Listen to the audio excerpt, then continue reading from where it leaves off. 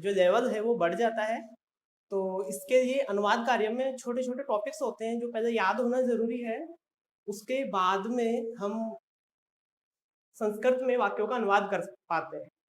तो इसके लिए जैसे जो हम इसमें टॉपिक्स पढ़ेंगे अनुवाद करने के लिए वाक्यों को, उनमें देखिए बच्चों, जैसे सबसे पहले आपको इसके लिए जो जब भी हम कोई सेंटेंस बनाएंगे तो उसमें आपको, जैसे हम कोई सेंटेंस देते हैं, जैसे वह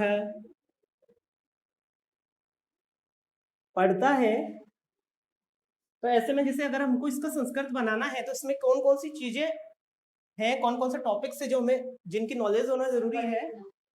हाँ, तो उसमें जैसे कि सबसे पहले हमको जैसे वह पढ़ता है, तो इसमें हमें कौन कौन सी चीज का पता होना चाहिए। जैसे सबसे पहले इसमें हमें पता होना चाहिए कि इसमें कौन सा लिंग है, यानी कि ये पुरुष है, स्त्री जाति का है, या ये कोई नपुंसक लिंग है। तो ऐसे में पहला जो इसमें हमारी चीज जो टॉपिक हो गया वो हो गया हमारा लिंग।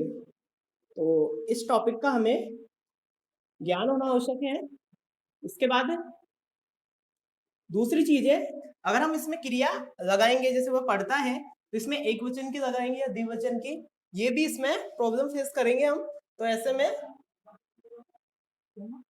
तो ऐसे में हमें एक और टॉपिक हो जाता है हमारा वचन। तो लिंग, वचन, और तीसरी चीज है कि हम जैसे वह है, तो इसमें हमें ये पता होना चाहिए इसमें कौन सा पुरुष है, क्योंकि हम कोई भी वाक्य में जब क्रिया लगाएंगे तो उसमें हमें इस बात का पता होना बहुत जरूरी है कि भाई ये प्रथम पुरुष का है, मध्यम पुरुष का है, उत्तम पुरुष का है, यानी कि ये फर्स्ट पर्सन है, सेकंड पर्सन है, या थर्ड पर्सन। तो ऐसे में लिंग, वचन और एक पुरुष, ये हमारे सबसे पहले क्लियर होने चाहिए। तो ये तीन चीजें हम पहले पढ़ेंगे। उसके बाद में जो आगे की हमारी अनुवाद जब हम करेंगे तो उसमें जैसे अगर हम क्रिया को लिखते हैं, पढ़ना, जैसे पढ़ना को पढ़ कहते हैं, जैसे इन चीजों के बेस पे हम कर्ता बना देंगे, अपना कर्ता लिख देंगे, जैसे हम सह लिख देंगे। उसके बाद अगर हम क्रिया लगाएंगे तो क्रिया के लिए हमें कौन कौन सी चीजें, जैसे कि हमें पढ़ता है, तो उसके लिए हमें एक तो लकार, और 10 तक जो हमारे जो लकार आते हैं वो 5 लकार होते हैं, और लकार के बाद में हमें एक होता है हमारा कारक चिन्ह।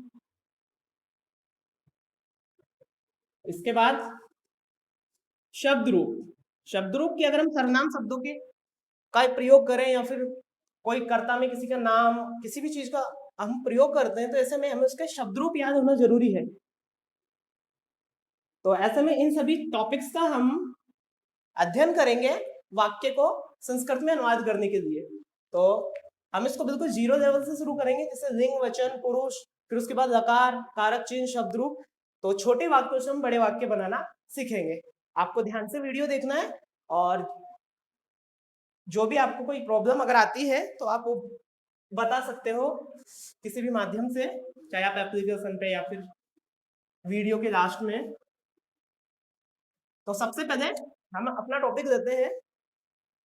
सबसे पहले लिंग का टॉपिक ले लेते हैं हम सिर्फ अनुवाद करने के लिए वाक्यों में बेसिक चीज इसकी सीखेंगे। हम इसको बिल्कुल हल्के लेवल से सीखेंगे। तो जिसमें इसमें लिंग में अगर हम बात करें तो संस्कृत में 3 लिंग होते हैं। पहला होता है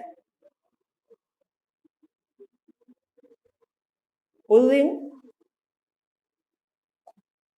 स्त्रीलिंग, दूसरा होता है हमारा स्त्रीलिंग, द्वितीय हो गया हमारा स्त्रीलिंग, और तृतीय हो गया हमारा नपुंसक लिंग। हिंदी की बात करें तो हिंदी में पुल्लिंग, स्त्रीलिंग होते हैं, और इसमें हमारे हो जाते हैं 3 लिंग, जिसमें तीसरा नपुंसक लिंग। ये हमारा नपुंसक लिंग हो गया। तो पुल्लिंग की अगर हम बात करें तो सबसे पहले लिंग की बात करते हैं। तो लिंग क्या करते हैं, किसी भी शब्द में उसकी जाति का प्रतिनिधित्व करते हैं कि इसमें कौन सी जाति का है, ये पुरुष जाति का है या स्त्री जाति का है, या फिर ये कोई निर्जीव है। तो इन तीनों को हम पुल्लिंग, स्त्रीलिंग और नपुंसक लिंग में डिवाइड करते हैं। तो ऐसे में पुल्लिंग क्या करते हैं, जो पुल्लिंग शब्द होते हैं वो पुरुष जाति होने का प्रतिनिधित्व करते हैं कि भाई ये जो जितने भी इसमें शब्द होते हैं वो पुरुष जाति के आते हैं। जैसे अगर हम बात करें मोहन है, मोहन क्या हो गया हमारा, पुल्लिंग हो गया। और इसमें ध्यान, आपको एक चीज ये भी ध्यान रखनी है जो हम आगे पढ़ेंगे कि भाई मोहन है वो अकारांत पुल्लिंग है। अकारांत जो भी मतलब शब्द ऐसे जिस शब्द का अंत होता है वो अकारांत होता है, जैसे मोहन है तो न का अंत ऐसे हो रहा है, हरि, ये इकारांत हो गया पुल्लिंग। तो अगर हम शब्द रूप पढ़ेंगे तो उसमें भी हमें ये पता होना चाहिए कि ये शब्द कौन से लिंग का है और अकारांत का है या इकारांत का है, इन चीजों का हमें याद होना जरूरी है। जैसे मैं आपको लिंग की ये जानकारी होनी चाहिए, मोहन है, हरि, सुरेश है, देव है, ये जितने भी हमारे शब्द हैं ये पुरुष जाति का प्रतिनिधित्व कर रहे हैं। तो ये सब क्या है, हमारे पुल्लिंग। और एक और बात जो याद रखनी है कि ये अकारांत है, ये इकारांत है, ये ऐसे खत्म हो रहे हैं, तो ये क्या है, ये अकारांत, ये हो गया हमारा इकारांत। तो इसमें अकारांत, इकारांत, उकारांत हो सकता है, जैसे रघु, रघु हो गया हमारा उकारांत, ये उकारांत हो गया। और राजन, ये नकारांत। तो इस तरीके से आपको इनके लिंग का ज्ञान होगा तो आप इनके शब्द रूप बना पाओगे। और शब्द रूप लिंगों में अलग अलग तरीके से चलते हैं, स्त्रीलिंग के अलग चलते हैं, पुल्लिंग के अलग चलते हैं। जैसे मोहन का अलग चलेगा तो रमा का अलग चलेगा। तो ऐसे में हमें उसके लिंग का पता होना बहुत जरूरी है। तो आपको ये इसके बाद में अगर हम लेते हैं स्त्रीलिंग, तो वे शब्द जो स्त्री जाति का प्रतिनिधित्व करते हैं या फिर वे शब्द जिनसे स्त्री जाति होने का बोध होता है, संज्ञा सर्वनाम के स्त्री जाति होने का बोध होता है, वो स्त्रीलिंग होते हैं। तो स्त्रीलिंग में जैसे अगर हम बात करें रमा, तो रमा हमारा हो जाता है आकारांत स्त्रीलिंग, क्योंकि इसका अंत आ से हो रहा है, तो ये कौन सा हो गया, आकारांत स्त्रीलिंग। तो ऐसे में आपको रमा, लता, माला, सरिता, ये हो गए हमारे आकारांत। मति, ये इकारांत स्त्रीलिंग हो गया। तो वे समझ शब्द जो क्या करते हैं, स्त्री जाति होने का प्रमुख प्रतिनिधित्व करते हैं, वो हमारे स्त्रीलिंग शब्द हो जाते हैं। इसके बाद में है नपुंसक लिंग। हिंदी की अगर बात करें तो उसमें दो लिंग होते हैं हमारे, लेकिन संस्कृत में हमारा एक एक्स्ट्रा जो लिंग होता है वो होता है हमारा नपुंसक लिंग। तो वे शब्द जो न तो स्त्री और नहीं पुरुष जाति होने का बोध कराते हैं, या फिर यूं कहें जो क्या करते हैं, किसी वस्तु के किसी के निर्जीव होने का बोध कराते हैं, वो हमारे नपुंसक लिंग में आ जाते हैं। जैसे अगर हम बात करें जैसे फलम, तो फलम, तो फल से हमें ये नहीं पता लग रहा कि फल स्त्री है या पुरुष है, इससे हमें क्या पता लग रहा है, फल के न स्त्री होने का न पुरुष होने का, यानी कि कोई अन्य जाति का या यूं कहें निर्जीव जाति होने का बोध हो रहा है। तो ये हमारा क्या हो गया, नपुंसक लिंग। इसके अलावा अगर हम बात करें पत्रम, पत्रम, यहाँ पे पत्रम से तात्पर्य पत्ता, पत्ता जो हमारा होता है वो क्या होता है, नपुंसक लिंग होता है। तो यानी कि वे सब शब्द जो निर्जीव या फिर किसी के स्त्री नहीं पुरुष होने का बोध कराते हैं, वो हमारे नपुंसक लिंग में आते हैं। पुष्पम, ये हमारा नपुंसक लिंग हो जाएगा। तो ऐसे में हमें पता लग गया कि ये क्या है, पुल्लिंग, स्त्रीलिंग, नपुंसक लिंग, अकारांत, इकारांत, उकारांत, इन सब का आपको ध्यान रखना है। क्योंकि अगर हम जब वाक्य बनाएंगे तो उसमें अगर कोई कर्ता हरि है तो हम हरि के अनुसार ही शब्द रूप उसके चलाएंगे। तो आपको ये पता होना चाहिए हरि पुल्लिंग है, और इसके अलावा आपको ये पता होना चाहिए कि भाई हम इसमें इकारांत के शब्द चलाएंगे तो ये हमारा लिंग है। तो आप इसको कॉपी में लिख देना। और लिंग के बाद में दूसरा जो आपको टॉपिक बताया था वो तो हमारा, ये सब चीजें हम अनुवाद कार्य हम टॉपिक में पढ़ रहे हैं, बोर्ड एग्जाम में ये 4 नंबर का है। और वाक्य बनाने में जो छोटी छोटी चीजें हैं वो आपको अभी बताई जा रही है। उसके बाद में अपन शब्द रूप, लकार, सर्वनाम सारणी आदि पढ़ करके इसके साथ साथ हम क्या करेंगे, बड़े वाक्य बनाएंगे। या फिर यूं कहें वाक्य बनाना शुरू करेंगे। तो आपको पहले बेसिक नॉलेज पढ़ लेनी है। तो पुरुष, पुरुष के बाद में आते हैं हमारे वचन। तो संस्कृत में जो वचन होते हैं वो भी 3 ही होते हैं। संस्कृत में वचन भी 3 होते हैं। इसमें प्रथम हो गया हमारा एक वचनम,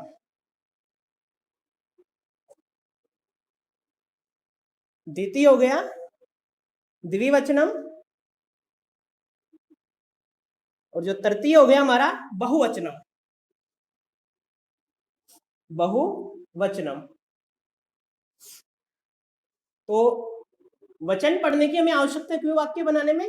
क्योंकि आप लिंग का पता लगा दोगे। आपको पता लग गया भाई कि बालक है, पुल्लिंग है। अगर आपको बालक में 2 बालक की बात की जाए तो आप क्रिया भी 2 बालक की अर्थात बालकों की लगाएंगे। तो ऐसे में आपको ये पता होना चाहिए कि ये वचन एक वचन का है, यानी कि ये जो शब्द है ये एक वचन का है या द्विवचन का है। तो इसलिए आपको तीनों वचनों का ज्ञान होना भी आवश्यक है। तो ऐसे में वचन, तो आप ऐसे कह सकते हो वचन क्या होते हैं? वे जो क्या करते हैं? संज्ञा सर्वनाम आदि के संख्या का बोध कराते हैं, यानी कि संख्या इनकी 1 है, 2 है या 2 से अधिक है। अगर हम बात करें हिंदी की तो हिंदी में एक वचन बहुवचन ही होता है, द्विवचन नहीं होता है। और जब संस्कृत में क्या होता है हमारा द्विवचन का अलग से पार्टीशन होता है। तो एक वचनम, तो एक वचनम में जो संख्या क्या कराता है? एक संख्या होने का बोध कराता है। जैसे अगर हम बात करें, हम सिंपली सह लेते हैं। अगर आपने सर्वनाम सारणी पूर्व कक्षा में पढ़ी हो तो सह, सह यानी वह। तो अगर हम बोलते हैं वह, तो हम बोलते हैं वह पढ़ता है। तो वह क्या है हमारा? एक वचन है। हम ऐसे क्रिया भी बोले तो पढ़ता है। अगर हम बोले वह पढ़ते हैं तो ऐसा नहीं लिख सकते, ये शुद्ध हो जाएगा। तो ये इसमें हमें किस चीज का पता लग रहा है कि वचन का ज्ञान होना भी बहुत जरूरी है। किसके लिए? वाक्य बनाने के लिए। तो आपको ये वचन है जिसमें से सह, अगर हम बोले तौ, तो तौ मतलब क्या हो जाता है? वे दोनों। तो वे दोनों क्या हो जाते हैं? 2 पर्सन हो गए, 2 हो गए करता है इसमें। तो ऐसे में क्या हो जाएगा? द्विवचन। अगर हम बोले ते, तो ते क्या हो जाएगा? वे सब। तो वे सब क्या हो जाएंगे हमारे? वे सब पढ़ते हैं, तो वे सब हो जाएगा एक तरीके से हमारा बहुवचन। अगर हम इसमें बोले वे सब पढ़ता है तो ये क्रिया गलत हो जाएगी। तो ऐसे में वचन का ज्ञान होना सेंटेंस बनाने के लिए संस्कृत में बहुत जरूरी है। अगर हम इसको किसी संज्ञा शब्द के रूप में लेते हैं, जैसे कि हम बोलते हैं बालक है, सेंटेंस के रूप में हम देख लेते हैं एक बार डायरेक्ट। जैसे बालक है पठती, तो बालक है पठती, तो बालक क्या हो गया हमारा? एक वचन। तो क्रिया हमने एक वचन की लगाई है। अगर हम इसको कहेंगे द्विवचन क्या होगा? तो जैसे बालक का हो जाएगा हमारा बालकौ पठत है। तो ऐसे में आप देखोगे बालको द्विवचन हो गया, 2 बालक पढ़ते हैं। तो हमने क्या करते? क्रिया चेंज करती, पढ़ती की जगह पठत है लिख दिया। तो ऐसे में ये हमने किस बेस पे लिखा भाई? ये हमने लिखा बालक, यहाँ एक वचन था तो एक वचन की क्रिया, यहाँ बालक द्विवचन था तो हमने द्विवचन की क्रिया। तो ऐसे में आपको इनके वचन का ज्ञान होना जरूरी है कि ये कौन से वचन का है। आप शब्द रूप याद करोगे तो उसमें भी आपको ऊपर हेडिंग में दिख जाएगा वचन। तो अगर हम इसकी बहुवचन की बात करें, जैसे बालकाहा पठंती, तो हम देख रहे हैं कि बालकाहा बहुवचन हो गया तो हमने क्रिया इसमें भी अलग कर दी, यानी कि एक वचन में अलग क्रिया चल रही है, द्विवचन में अलग चल रही है, बहुवचन में अलग चल रही है। तो क्रिया का हम लकार जब पढ़ेंगे तब और अधिक पढ़ लेंगे इस चीज को। बाकी आपको यहाँ पता लग गया होगा कि वचन की क्या इंपॉर्टेंस है इस चीज में। तो आपको वचन का ज्ञान होना जरूरी है। अगर आपसे जैसे एग्जाम में डायरेक्टली भी कहा जाए भाई बाल कहो इति पदे क्या वचन अस्ति, तो इसमें कौन सा वचन हो गया? इसमें इति पदे वचनम द्विवचन। तो इसके बाद अगर हम बात करें, यह हमने तीनों के एग्जाम्पल पढ़ लीजिए एक बार और। तो एक वचन, द्विवचन, बहुवचन हमने 3 पढ़े। तो ये एग्जाम्पल हमारा एक वचन का हो गया, ये एग्जाम्पल हमारा द्विवचन का हो गया, और ये हमारा हो गया बहुवचन का। अपन ने इसको मिक्स में पढ़ लिया। तो स तौ ते ये हमारे सर्वनाम सारणी में एक वचन, द्विवचन, बहुवचन के कर्ता हो सर्वनाम शब्द हो गए। और एग्जाम्पल आप देखना चाहो जैसे द्विवचन के ही और एक्स्ट्रा देखना चाहो, जैसे कि लते पठत। अब लते, लते यहाँ लता से तात्पर्य बेल से है। या फिर कोई नाम से, दो तरीके से होते हैं। तो पठत है आ गया क्रिया में, तो पठत पढ़ता कौन है? बेल तो पड़ेगी नहीं, कौन पढ़ेगा? किसी का जाहिर सी बात है नाम होगा वह पढ़ेगा। तो यहाँ पर दो लता पढ़ती है, यानी कि दो लता नाम की लड़कियां हैं जो पढ़ती है। ठीक है, ऐसे मत समझो कि एक जैसे दो लताएं, यानी कि दो, एक को ही हम दो बना दें, ऐसा नहीं होता। दो लड़कियां अलग है, लता नाम की है, वो दोनों क्या कर रही है? पढ़ रही है। तो ये द्विवचन में हो गया। अगर हम इसी को जैसे तऊ को ही यहाँ पर ये द्विवचन के हमने एग्जाम्पल पढ़े थे यहाँ पर, द्विवचन बहुवचन के, और है ना। तो इसी को अगर हम जैसे कि तऊ लिखत है, तो ये क्या हो गया हमारा? द्विवचन का हो गया। अगर हम बात करें बहुवचन की, तो बहुवचन में हमने यहाँ जैसे कि एग्जाम्पल पढ़ा था बालकहा पठन्ति। तो बालकहा पठन्ति ये हमारा बहुवचन था। अगर हम इसकी जगह कोई एक एग्जाम्पल देते हैं, जैसे स्त्रीलिंग का हम कोई एग्जाम्पल देते हैं, तो लताः पठन्ति। तो आप यहाँ देख रहे होंगे कि इसके साथ साथ हम क्या कर रहे हैं? क्रियाएं भी चेंज करते हैं, कर्ता में भी चेंज जाते हैं। एक वचन में हम लता लिखते हैं या बालक लिखते हैं, अगर हम इसकी जगह एक वचन का यूज करते हैं तो लता पढ़ती, पठती, लता पठन्ति हमने बहुवचन में लिखा। अगर हम बात करें, ये हमने पढ़े हैं जो पुल्लिंग स्त्रीलिंग के एग्जाम्पल पढ़े, अगर हम तीनों वचनों में नपुंसकलिंग के पढ़े, जैसे कि अभी हम बोले, जैसे पुष्पम हमने पढ़ा था नपुंसकलिंग होता है, तो पुष्पम विकसति ये एक वचन का हमारा हो गया, पुष्पम विकसति। अगर हम इसको द्विवचन में पढ़ते तो पुष्पे विकसत है, और अगर हम बहुवचन की बात करें तो पुष्पाणि विकसंति। तो यानी कि तीनों लिंगों में हमने वचन पढ़ लिए हैं। तो पुष्पाणि विकसंति, कमलानि विकसंति, और पत्रम पतति, पत्रे पतत, पत्राणि पतंति। तो आपको यहाँ पर फिलहाल सिर्फ वचन समझना है। अगर किसी को लग रहा है कि भाई हमें क्रिया नहीं आ रही, या फिर वाक्य नहीं बन रहा, या फिर कोई दिक्कत आ रही है, तो आपको यहाँ पर ओनली बात का ध्यान रखना है, वो किसका? वचन का, कि हम यहाँ भी केवल क्या पढ़ रहे हैं? वचन। वाक्य बनाना हम और आगे पढ़ेंगे टॉपिक में। तो यहाँ केवल हमने क्या पढ़ा है? वचन। ये हमने एक वचन, द्विवचन, बहुवचन पढ़े। और वचन, तो वचन के बाद में जो हमारा आता है पुरुष, वचन के बाद में जो हमारा अगला टॉपिक आता है वो है पुरुष। तो आपको अगला टॉपिक पढ़ना है पुरुष। इनको आपको लिख देना है, याद कर देना है, और याद हो तो भी लिख देना है, क्योंकि ये चीजें ऐसी है जो आपको आगे चल के प्रॉब्लम कर सकती है। और इन चीजों में अगर ऐसे भी कोई दिक्कत आती है तो आप पूछ सकते हो। इसके बाद में जैसे हमारा अगला टॉपिक है पुरुष।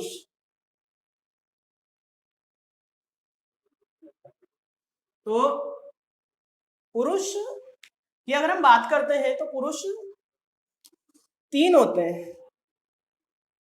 पुरुष संस्कृत में होते हैं हमारे तीन। इसमें पहला जो पुरुष होता है प्रथम है पुरुष है।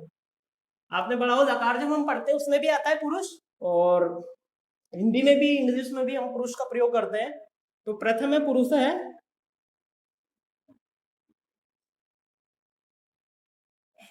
दूसरा होता है हमारा मध्यम है पुरुष है, दूसरा मध्यम है पुरुष है, और थर्ड होता है हमारा उत्तम है पुरुष है। तो जिन बच्चों को अभी तक सेंटेंस बनाने की विधि याद है, उनको अभी तक याद है सेंटेंस कैसे बनते हैं, तो उनको पता होगा कि इसका हमारे जो जब हम वाक्य बनाते हैं तो जो भी हम लकार या सर्वनाम सारणी जब भी देखते हैं तो उसमें इसका बहुत ज्यादा इंपॉर्टेंस है। इसको हमें, इसकी जो नॉलेज है वो हमें बार बार याद करनी पड़ती है। और तो इसको हम यहाँ पे एक बार क्लियर करेंगे, फिर वाक्य बनाएंगे, तब भी उसमें और अच्छे से क्लियर हो जाएंगी। चाहे वो लिंग है, पुरुष है, वचन है, उसमें एक बार और हो जाएगा क्लियर जब वाक्य बनाएंगे। तो ऐसे भी आप एक बार देख लीजिए इनको। तो पुरुष में पहला प्रथम है पुरुष है। तो बच्चों क्या होता है कि जब हम कोई भी सेंटेंस यूज हो तो हम सेंटेंस क्या करते हैं? वार्तालाप में से उठाते हैं, बातचीत में से उठाते हैं। भाई हम जैसे बोलते हैं वह पढ़ता है, राम गाना गा रहा है, मैं जा रहा हूँ, तो इस समय क्या हो रहा है? बातचीत होती है जिसको हम लिखित रूप में लिखते हैं। तो ऐसे में सेंटेंस में क्या होते हैं? तीन चीजें होती है। एक तो होता है, 3 चीजें मैं यहाँ लिख देता हूँ। एक तो होता है वक्ता, वक्ता, वक्ता का मतलब पता है आपको? वक्ता, वक्ता कहते हैं बोलने वाले को, जो बोलता है कोई भी बात को। एक दूसरा होता है श्रोता। श्रोता कौन होता है? सुनने वाला। भाई मैं बोल रहा हूं, मैं वक्ता हो गया, आप सुन रहे हो मेरी बात को, आप कौन हो गए? आप श्रोता हो गए। और एक होता है, भाई मैं बोल रहा हूँ आप सुन रहे हो, तो ये तो वक्ता श्रोता होगा। लेकिन अगर हम कभी कभी ऐसा भी होता है कि दो जने बात करते हैं और बात किसी थर्ड पर्सन की रहती है, कोई दूसरे, हम किसी व्यक्ति की बात करते हैं, तो ऐसे में जो वो दूसरा अन्य पुरुष हो गया या अन्य व्यक्ति या अन्य पुरुष हो गए, वो हमारा इसमें थर्ड पर्सन में आ जाएगा। तो अन्य व्यक्ति या पुरुष, कुछ भी कह दो आप। ये तीन चीजें होती है हमारी वार्तालाप में, और उन्हीं के बेस में से हमारे, उन्हीं के अंदर से हमारे क्या होते हैं, सेंटेंस निकल के आते हैं। तो अब बात करें हम प्रथम पुरुष के, तो प्रथम पुरुष में क्या होता है? अन्य व्यक्ति होता है। इस अन्य पुरुष या अन्य व्यक्ति के बारे में बात की जाती है, वो क्या होता है? हमारा प्रथम पुरुष है। इंग्लिश में हम कहें तो जो थर्ड पर्सन होता है, वही हमारा क्या होता है संस्कृत में? प्रथम पुरुष। तो जैसे कि इसमें बात करें हम, जैसे कि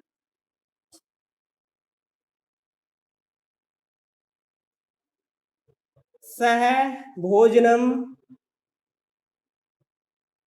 खादती, वह भोजन खाता है। तो यहाँ सह, अब भाई मैं बोल रहा हूँ सह भोजनम खाती खादती, वह भोजन खाता है या वह भोजन करता है, तो वह कौन हो गया? वह मैं भी नहीं हूं, और आप मेरी बात को सुन रहे हो, आप भी नहीं हो, तो वह कौन हो गया? एक थर्ड पर्सन, अन्य कोई व्यक्ति हो गया। तो वो क्या हो गया? हमारा प्रथम पुरुष है। ध्यान रहे, इंग्लिश में थर्ड पर्सन होगा, जबकि हमारे संस्कृत में ये प्रथम पुरुष रहेगा, इसलिए मैंने इस चीज को दिखाया है। और सह भोजनम खादती, अगर हम, हाँ, अगर हम किसी का नाम का यूज करते हैं, हम नॉर्मल बात में तो हम मैं तुम का प्रयोग करते हैं, अगर किसी अन्य व्यक्ति की बात करते हैं तो नाम का, किसी संज्ञा शब्द में नाम आता है, उसका हम यूज करते हैं, तो ऐसे में वह भी हमारा प्रथम पुरुष होगा। जैसे कि अगर हम बात करें, किसी का हम नाम देते हैं, जैसे जैसे कल्पेश है क्रीडती, तो कल्पेश खेलता है, तो ऐसे में कल्पेश जो है हमारा, वो क्या है? प्रथम पुरुष नाम है। कल्पेश, मैं बोल रहा हूँ कल्पेश खेलता है, अगर मैं खेलता तो मैं कह देता मैं खेलता हूँ, है ना? तो ये कल्पेश आप अपन को पता लग रहा है कोई क्या है? कोई अन्य पुरुष या व्यक्ति। तो जिस अन्य पुरुष या व्यक्ति की बात की जाती है, वो हमारा प्रथम पुरुष में आता है। तो प्रथम पुरुष में कल्पेश क्रीडती, अगर हम इसको बहुवचन की बात करें, तो पुरुष क्या होते हैं हमारे? पुरुष जो होते हैं वो तीनों वचनों में होते हैं। अगर हम इसको बात करें, जैसे कि जैसे हम राम का उदाहरण दें, तो जैसे कि रामौ हसत है, तो यहाँ पर क्या है? राम हस, दो राम हंसते हैं, ठीक है? ध्यान रहे कि जब हम किसी नाम का द्विवचन निकालते हैं, तो उससे तात्पर्य होता है कि उसी नाम के दो व्यक्ति है ना? जैसे अगर आपका नाम राम है, तो केवल आप कहोगे मैं तो एक वचन हूं, मैं द्विवचन कैसे हो गया? तो ऐसे में हो सकता है किसी और का भी नाम राम हो, तो दो जने हैं, उन दोनों को हम रामौ लिख देते हैं मिक्स में। और अगर हम बात करें बहुवचन की, जैसे कि अगर हम लिख रहे हैं बालकाहा नृत्यंती, बालक क्या करते हैं? नाचते हैं। बालक है वो नाच रहे हैं, नाचते हैं, तो ऐसे में क्या हो जाता है? बाल का बहुवचन हो गया। तो किसका है ये? प्रथम पुरुष का बहुवचन। ये चीज हम क्यों पढ़ रहे हैं कि जब हम वाक्य बनाओगे, तो हम यहाँ खादती लिख रहे हैं, यहाँ हसत लिख रहे हैं, या नर्त्यंती लिख रहे हैं, या किसके ज्ञान पर, किसके ज्ञान के आधार पर लिख रहे हैं? ये हम लिख रहे हैं प्रथम पुरुष के ज्ञान के आधार पर। तो ऐसे में बहुत से बच्चों को बाद में जाकर ये चीजें पूछते हैं कि सर यहाँ खादती लिखा है या नृत्यंती लिख दिया, या फिर यू कहें अभी मध्यम पुरुष में हम अलग क्रिया लिखेंगे, तो ऐसा क्यों? तो वो ऐसा बेटा पुरुष की वजह से ही होता है कि हम क्या करते हैं, पुरुष का कहीं ना कहीं ज्ञान ठीक से नहीं देते, इस वजह से हमारा इन चीजों में हमारा दिक्कत आती है।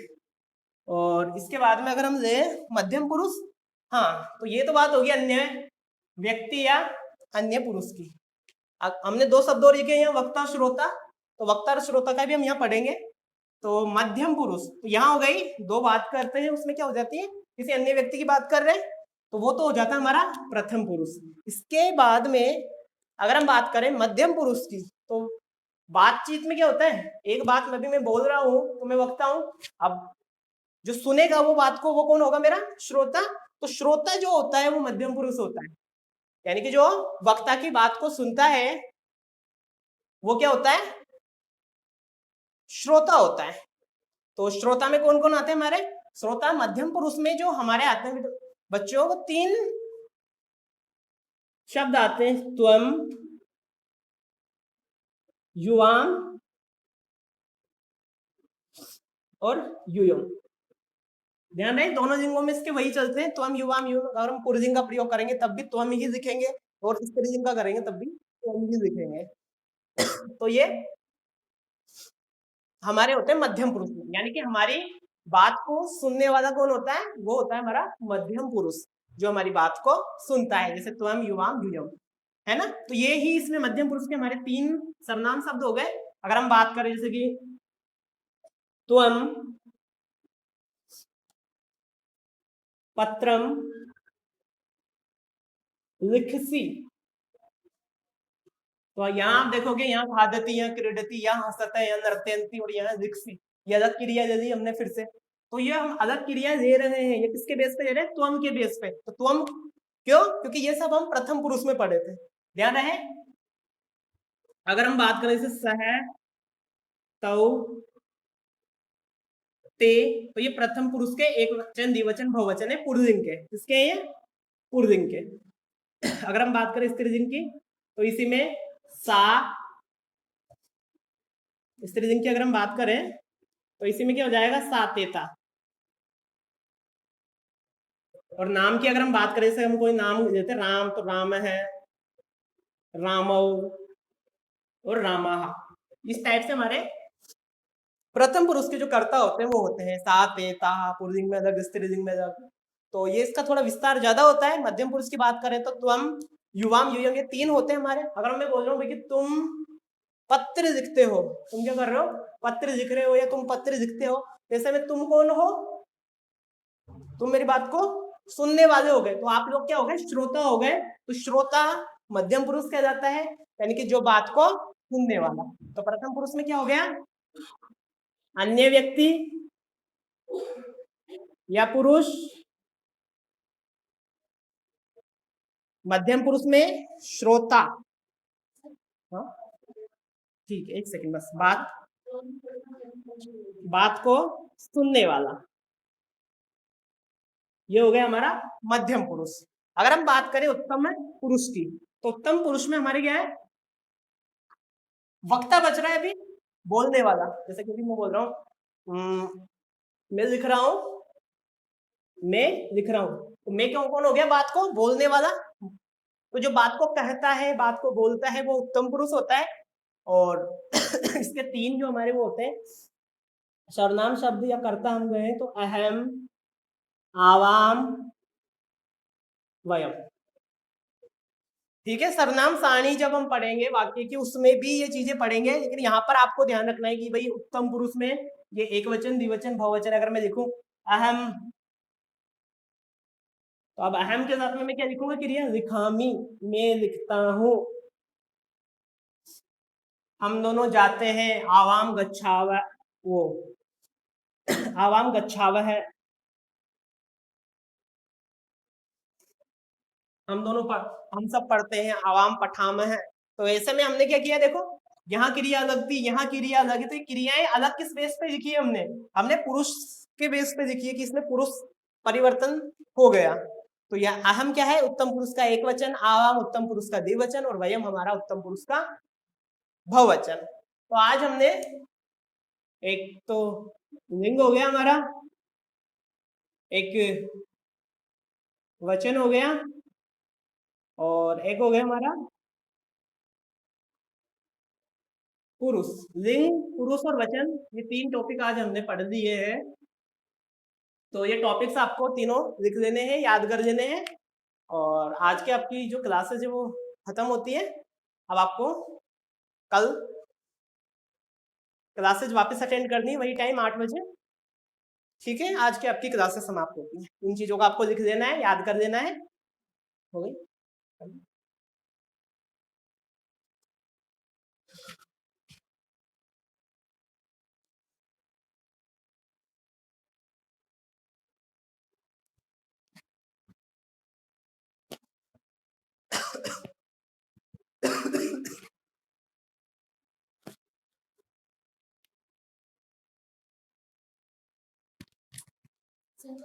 eggs.